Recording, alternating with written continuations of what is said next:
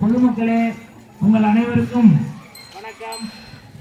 இன்றைய சமூகத்தில் சுற்றுச்சூழலுக்கு மிகவும் கெடுதலாக இருக்கக்கூடிய, எங்கும் நிறைந்திருக்கக்கூடிய, உங்களால் போடப்பட்ட இந்த பிளாஸ்டிக் கழிவுகளை பற்றிய தீமைகளை யாருமே செவிமடுத்து கேட்காமல், விழிப்புணர்வு இல்லாமல் ஆங்காங்கே போட்டு இந்த மண்ணையும் சுற்றுச்சூழலையும் வீணாக்கி வருகிறீர்கள்.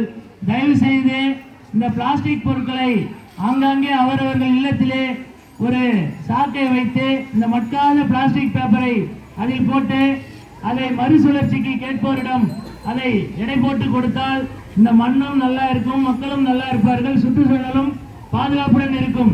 நீங்கள் ஏதும் அறியாமல் ஆங்காங்கே இந்த பிளாஸ்டிக் பொருட்களை தூக்கி வீசி செல்கிறீர்கள். அதை எரித்தால் அது மிகப்பெரிய கொடூரமான ஆபத்து.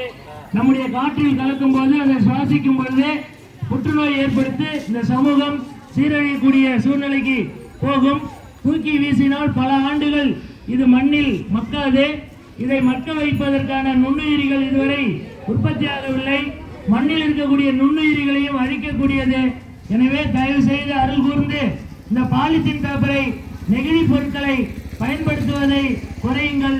அப்படி பயன்படுத்தினாலும் அதை சேகரித்து மறுசுழற்சிக்கு உட்படுத்துமாறு உங்களை அன்போடு வேண்டி விரும்பி நமது சோழன்குடிக்கான அரசு உயர்நிலைப் பள்ளி சார்பில் கேட்டுக்கொள்கிறோம். நன்றி, வணக்கம்.